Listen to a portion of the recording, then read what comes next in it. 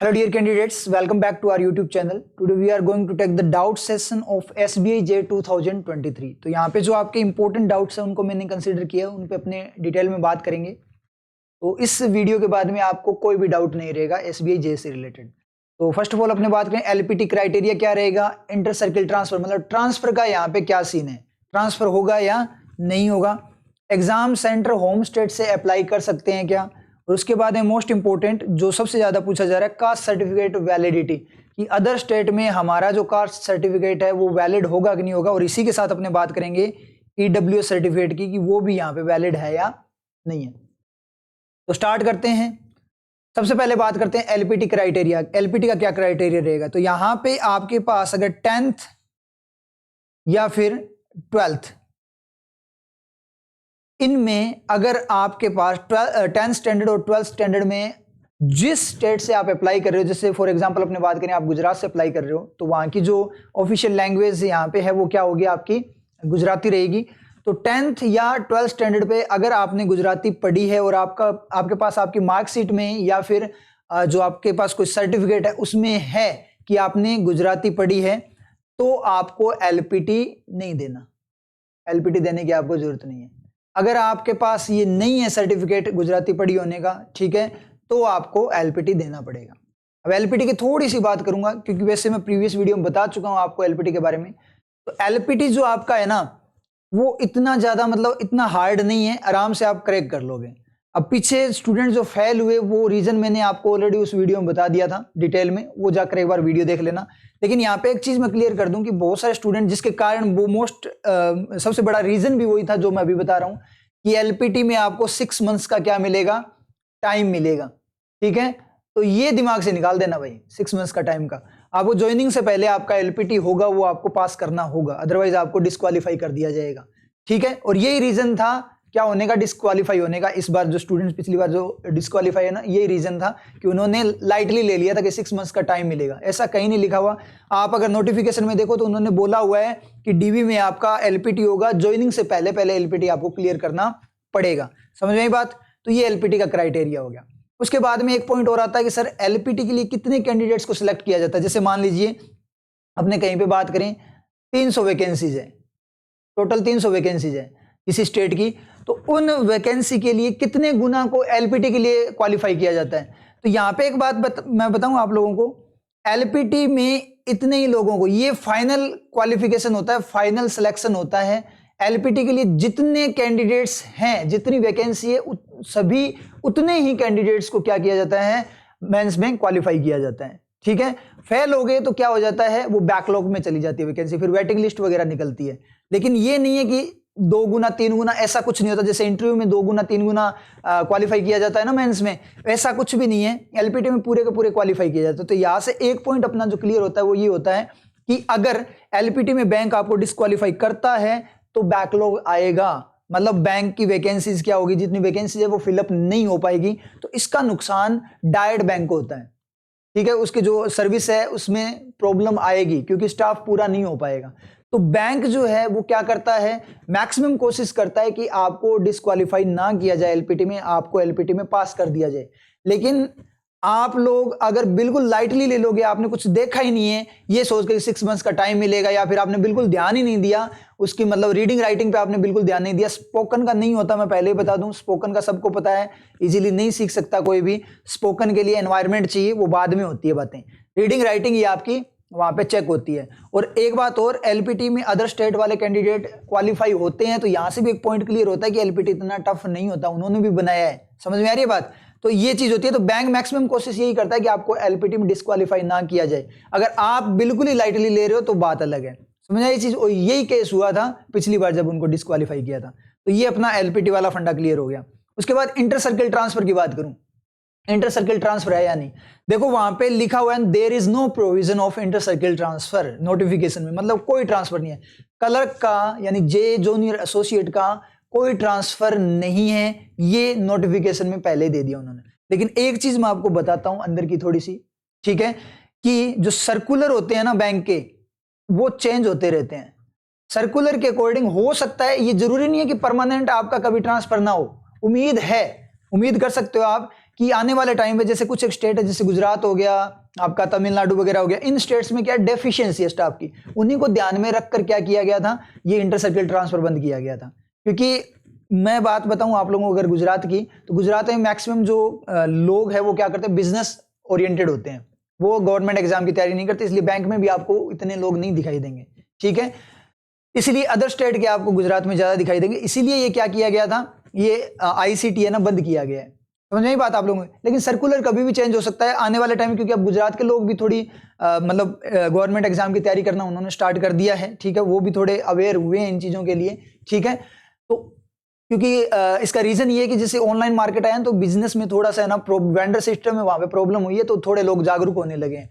तो जैसे ही वहां के लोग इतने हो जाएंगे, सफिशिएंट हो जाएंगे कि वहां पे जो वैकेंसीज है उनको फुलफिल कर पाए, तो ये इंटर सर्किल ट्रांसफर भी वापस आपका स्टार्ट हो जाएगा, ठीक है। ये कभी भी वापस स्टार्ट हो सकता है, ये कोई फिक्स नहीं है, ये सर्कुलर चेंज होते रहते हैं। और सर्कुलर के अकॉर्डिंग ही मैं बात करूंगा, सर्कुलर के अकॉर्डिंग अगर मैं बात करूं तो एक ग्राउंड होता है स्पाउस ग्राउंड, ठीक है, वाइफ के बेस पे, हस्बैंड के बेस पे, ठीक है, और एक होता है कॉम्पनसेट ग्राउंड, यानी मतलब कोई आप पे डिपेंडेड है, वो बहुत ज्यादा मतलब आपके पेरेंट्स वगैरह हो गए और आप ही एक सहारे हो और उनको बहुत मतलब खतरनाक वाली डिजीज वगैरह होगी, ठीक है, या फिर ऐसी सर्कमस्टेंसेस बन गई कि आपको घर पे रहना ज्यादा जरूरी है, तो उस केस में है ना मेल के लिए तो क्या है 3 इयर्स का है सर्विस पीरियड, 3 साल के सर्विस पीरियड के बाद उनका ट्रांसफर हो जाएगा, ठीक है।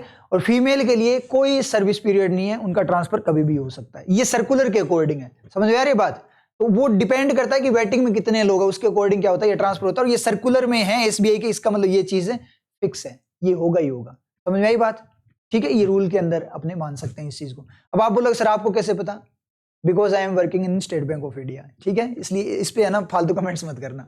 तो आपको ये चीज मैंने क्लियर कर दी। उसके बाद में अगर बात करें और दूसरा एक और बताएं इंटर सर्किल ट्रांसफर के लिए 2 ऑप्शन, और एक ऑप्शन तो ये हो गया ना स्पाउस ग्राउंड और कॉम्पनसेट ग्राउंड का।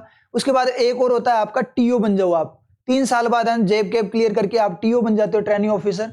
तो वो फिर 5 ईयर का लॉक इन पीरियड होता है, आप ऑफिसर बन जाते हो, पीओ के जैसे बन जाते हो, स्केल 1 स्केल 2 इस तरीके से, ठीक है। तो उसके बाद 5 साल का लॉक इन पीरियड है, उसके बाद आपके ट्रांसफर होने के चांसेस है अपने होम स्टेट में। तो टोटल कितना हो गया, मेल के लिए अपने बात करें 3 साल प्लस ये 5 साल, क्योंकि 3 साल बाद मेल फीमेल दोनों के लिए बात करें तो 3 साल हो गया। एक स्पाउस ग्राउंड अलग चीज है, मैं नॉर्मल वे में बता रहा हूं, नॉर्मल वे में आपके ट्रांसफर को बता रहा हूं कि आपको कितने टाइम में आपका ट्रांसफर हो सकता है।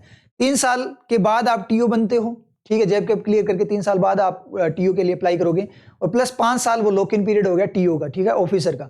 तो 8 साल के बाद में आपका ट्रांसफर होने के चांस है, ठीक है। ये चीज आप ध्यान रखना, ये सही है, क्योंकि इसके बाद में है ना आईसीटी, जैसे आप ऑफिसर बन जाओगे ना, तो ये वाला जो नो प्रोविजन ऑफ ट्रांसफर है ना, ये खत्म हो जाएगा, ये सिर्फ ओनली क्लैरिकल के लिए है, ठीक है, ये ऑफिसर पे अप्लाई नहीं होता। अब बात करें एग्जाम सेंटर की, कि होम स्टेट से अप्लाई कर सकते हो। हाँ, आप एसबीआई में ये सबसे प्लस पॉइंट है कि आप कहीं से भी अप्लाई करो, आप एग्जाम सेंटर अपना होम स्टेट दे सकते हो। अगर आप अंडमान निकोबार से भी अप्लाई करते हो ना, और आप राजस्थान से हो, तो आप राजस्थान में अपना एग्जाम सेंटर दे सकते हो, ये चीज ध्यान रखना, ये सबसे प्लस पॉइंट है। मतलब क्या निकला, आपको बार बार आईबीपीएस की तरह बार बार आपको उस स्टेट में जाकर एग्जाम देने की जरूरत नहीं है, आपको ज्वाइनिंग या डीवी के टाइम ही वहां पे जाना है, फाइनल सिलेक्शन के बाद ही जाना, मतलब जॉब करने ही जाना है एक टाइप से। तो ये सबसे प्लस पॉइंट है एग्जाम सेंटर का, कि आप होम स्टेट से अप्लाई कर सकते हो। उसके बाद में कास्ट सर्टिफिकेट और ईडब्ल्यूएस की बात करें, अपने अदर स्टेट में वैलिडिटी है या नहीं। देखो ये जो जॉब है वो सेंटर की जॉब है, स्टेट लेवल पे वैसे है, मैंने आपको ऑलरेडी बताया था प्रीवियस वीडियो में कि आप फ्रंट लाइन होते हैं क्लरिकल, तो डायरेक्ट लोकल लोगों से कम्युनिकेट करते हैं, इसलिए ना ये क्राइटेरिया रखा जाता है कि स्टेट वाइज इस वैकेंसी को डिस्ट्रीब्यूट किया गया है। लेकिन ये जॉब एसबीआई की है, इसलिए सेंटर की जॉब है, एसबीआई को स्टेट गवर्नमेंट का बैंक नहीं है, स्टेट लेवल का नहीं है, समझ में आ रही चीज। तो ये इंडिया लेवल का है, तो सेंट्रल लेवल की जॉब है, स्टेट लेवल की ये जॉब नहीं है। अगर स्टेट लेवल की होती तो आप अप्लाई भी नहीं करते, ठीक है। तो ये सेंट्रल लेवल की जॉब है, इसलिए आपका जो कास्ट सर्टिफिकेट है, आपकी जो कास्ट है, वो ऑल इंडिया में वैलिड है, ठीक है। आप स्टेट में, जैसे मान लीजिए किसी स्टेट में आप ओबीसी में आते हो, जैसे मैं बात करूं फॉर एग्जांपल, मैं बात करूं जैसे अपने जाट की बात करें, जाट जो है ना, जैसे राजस्थान के जाट है, कुछ जिलों को छोड़कर, जैसे भरतपुर धौलपुर वगैरह को छोड़कर, वो जाट है ना ओबीसी में आते हैं। और हरियाणा के जाट क्या आते हैं, जनरल में आते हैं। यही सेम पटेलों के साथ होता है, गुजरात में पटेल है वो जनरल में आते हैं, राजस्थान वगैरह में जो ओबीसी में आते हैं, इस तरीके से ये मतलब चीजें हैं यहाँ पे, ठीक है। जैसे महाराष्ट्र में पटेल है वो ओबीसी में आते हैं, तो यहाँ पे है ना राजस्थान में वो जाट है ना ओबीसी में आते हैं, और हरियाणा में जनरल में आता है, तो उन स्टेट में अलग अलग है। लेकिन आपको ये देखना कि सेंट्रल लेवल पे क्या है, सेंटर में उनको मतलब ओबीसी का क्राइटेरिया मिला है कि नहीं मिला। तो राजस्थान के जो जाट है ना, उनको सेंटर में भी ओबीसी का जो है वो कैटेगरी में है, वो सेंटर पे भी राजस्थान वाले। हरियाणा वाले तो वहां भी जनरल है और सेंटर में भी जनरल पे है। समझ में आई बात? तो इसका मतलब क्या निकला, आपको ये चेक करना है कि आप सेंटर में कौन सी कैटेगरी में हो, सेंटर में एससी एसटी ओबीसी में हो या नहीं आप, ठीक है। और ये सेम आपका ईडब्ल्यूएस, ईडब्ल्यूएस का तो देखो स्टेट लेवल ऐसा कुछ होता भी नहीं है। ईडब्ल्यूएस मतलब इकोनॉमिकल वीकर सेक्शन है, तो ये इंडिया लेवल पे ही हुआ था, स्टेट लेवल पे नहीं हुआ। तो आप स्टेट में आते हो, वो सेंटर में आता है। अब ये स्टेट वाइज चेंज होता रहता है। किसी स्टेट में ईडब्ल्यूएस का आपको क्या करना है, आपको सेंटर का सर्टिफिकेट बनाना चाहिए, कास्ट सर्टिफिकेट हो चाहे ईडब्ल्यूएस हो, ठीक है। एक आपका स्टेट का बनेगा, एक सेंटर का बनता है, ठीक है। जैसे राजस्थान की मैं बात करूं तो राजस्थान में ओबीसी का जो बनता है स्टेट लेवल का वो हिंदी में होता है, और सेंटर वाला जो होता है वो क्या होता है, इंग्लिश में होता है। अंडर द गवर्नमेंट एग्जाम के अगेंस्ट अपने बोल सकते हैं, जैसे गवर्नमेंट ऑफ इंडिया इस तरीके से लिखा होगा, वो आपका क्या होता है, सेंटर का होता है। तो अगर आप सेंटर में ओबीसी में हो ना और एससी एसटी में हो, तो ओवरऑल पूरे इंडिया में आप है ना इस एग्जाम के लिए, एसबीआई के लिए आप ओबीसी एससी एसटी में ही कंसिडर होगे, तो उसकी कोई टेंशन नहीं है, आपकी कैटेगरी वैलिड रहेगी हर जगह पे। ईडब्ल्यूएस की मैं बात करूं तो देखो कुछ स्टेट्स क्या करते हैं, स्टेट लेवल पे बनाते हैं, सेंटर पे बनाते ही नहीं है, और कुछ क्या करते हैं सेंटर पे बनाते हैं। तो वो स्टेट वाइज है, अगर स्टेट लेवल पे बना रहे हैं आप पता कर लेना वहां पे कि भाई सेंटर पे बन रहा है या स्टेट पे बनेगा। वो बोलेंगे ना हमारे पास एक ही फॉर्मेट है, यही वैलिड है, तो वो आपका जो सर्टिफिकेट है वो वैलिड है ऑल इंडिया लेवल पे। बात समझ में आई? लेकिन एससी एसटी ओबीसी के लिए मैं बोल दूं कि आपका सर्टिफिकेट सेंट्रल लेवल का होना चाहिए। अब बात यहाँ पे आती है फॉर्मेट कैसा हो, जैसे इसमें दिखा रखा है नोटिफिकेशन में जो फॉर्मेट दे रखा है वैसा होना चाहिए। ये कंपलसरी नहीं है भाई, स्टेट वाइज फॉर्मेट चेंज होते रहते हैं। तो आपका स्टेट जो फॉर्मेट में बना के दे रहा है आपको सेंट्रल लेवल का, वो वैलिड है। समझ में आई चीज? तो हर स्टेट का अपना अपना फॉर्मेट है, तो ये तो सिर्फ एक रेफरेंस की फॉर्म में आपको बताया गया है, तो वो टेंशन वाली बात नहीं है। आपका जैसा भी फॉर्मेट है वो वैलिड है हर जगह पे। समझ में आई चीज? तो ये भी अपने क्लियर हो गया। अब ईडब्ल्यूएस की थोड़ी सी अगर अपने बात करें, जैसे मैं ओबीसी एससी एसटी देखो परमानेंट ही होता है उनका सर्टिफिकेट, ओबीसी का हर 6 मंथ्स या 1 ईयर का रिन्यूअल पीरियड होता है। तो आपका जो सर्टिफिकेट है ना वो 1 अप्रैल के बाद का होना चाहिए। और कब तक बनवा सकते हो, जिस दिन आप डीवी देने जाओ ना उससे पहले तक कभी भी बना सकते हो आप, ठीक है, कोई दिक्कत नहीं है। ईडब्ल्यूएस की मैं बात करूं तो ईडब्ल्यूएस का जो होगा इनकम सर्टिफिकेट की फॉर्म में आएगा, उनका असेट सर्टिफिकेट वगैरह जो भी है वो 2022-23 का उस फाइनेंशियल ईयर के अकॉर्डिंग होगा और वैलिड होगा इस फाइनेंशियल ईयर के 23-24 के लिए।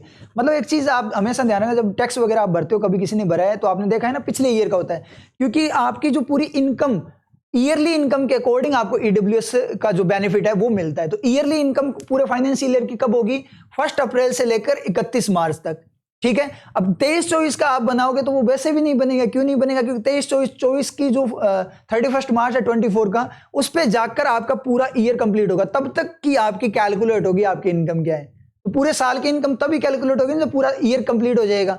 तो ये थोड़ा सा कॉमन सेंस आप लोगों में होना चाहिए। इसलिए है ना ईडब्ल्यूएस का सर्टिफिकेट है ना प्रीवियस ईयर पे बनता है, फाइनेंशियल ईयर पे 23-24 वाले पे, सॉरी 22-23 पे। लेकिन वैलिड किसके लिए होगा? 23-24 के लिए। अप्लाई किसके लिए कर रहे हो? 23-24 के लिए कर रहे हो। तो इस तरीके से आपका बन जाएगा। जैसे टैक्स में आपने कभी टैक्स वगैरह भरे हो, जैसे हमारे पास आते हैं इनकम टैक्स वगैरह के, जीएसटी वगैरह की ये चीजें आती है, ठीक है, उसमें चालान वगैरह की फॉर्म में, ठीक है, बैंक में। तो उसमें क्या होता है कि उसमें है ना फाइनेंशियल ईयर सेलेक्ट किया जाता है प्रीवियस ईयर का, और असेसमेंट ईयर सेलेक्ट किया जाता है इस बार का। समझे? असेसमेंट इस साल कर रहे हैं पिछले साल का, क्योंकि फाइनेंशियल ईयर उस इनकम टैक्स का मतलब पूरे साल की उसकी इनकम क्या थी, तो पूरा साल तो पिछले वाला है, लेकिन असेसमेंट इस बार कर रहे हैं अपने पिछले साल का कि पिछली बार क्या इनकम थी, उसको कंसिडर करके अभी करेंगे ना, जब साल कंप्लीट हो जाएगा तो वो नेक्स्ट वाले फाइनेंशियल ईयर में पहुंच जाता है। तो ये चीज आप लोग ध्यान रखना। तो आई थिंक आप लोगों को ये डाउट जितने भी थे वो सारे के सारे क्लियर हो गए। फिर भी अगर आपका कोई डाउट बचता है तो आप कमेंट सेक्शन में पूछ सकते हो, आपके वहां पे मैं कमेंट सेक्शन में क्लियर कर दूंगा, ठीक है। तो इनको अच्छे से गो थ्रू कर लेना, उसके अकॉर्डिंग क्या करना, आप अपना फॉर्म अप्लाई करना। तो टेंशन वाली बात नहीं है। आपका जो कास्ट वगैरह वो एक बार चेक कर लेना जरूर कि सेंट्रल लेवल पे क्या है आपकी, मतलब किस कैटेगरी में आते हो आप, ये इश्यू हो जाएगा। अदरवाइज स्टेट पे आप ओबीसी में हो, सेंटर पे नहीं हो, तो ये जरूर चेक कर लेना। अदरवाइज बेफिक्र होकर आप जहां से अप्लाई करना है वहां से अप्लाई, ठीक है। आई थिंक क्लियर हो गया आपके डाउट्स। ओके, फिर मिलते हैं नेक्स्ट क्लास में। All the best. कल लास्ट डेट है, तो कल से पहले फॉर्म अपना अप्लाई कर देना। एक अच्छा सा स्टेट सेलेक्ट करके, रिस्क मत लेना इस बार, ठीक है, सोच समझ कर अप्लाई करना।